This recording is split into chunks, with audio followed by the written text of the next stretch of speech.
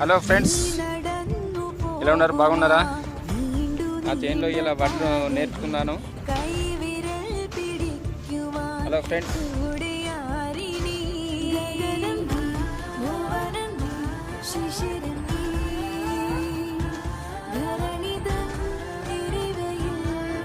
Hello.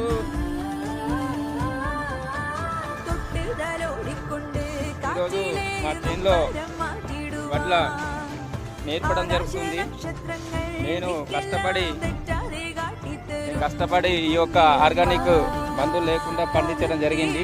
నా చేనులో నేనే పండించి నా పొలంలో నేనే నాట్లు వేసి ఎంత కష్టపడి వడ్లు చేసుకుంటున్నాను. చూడండి.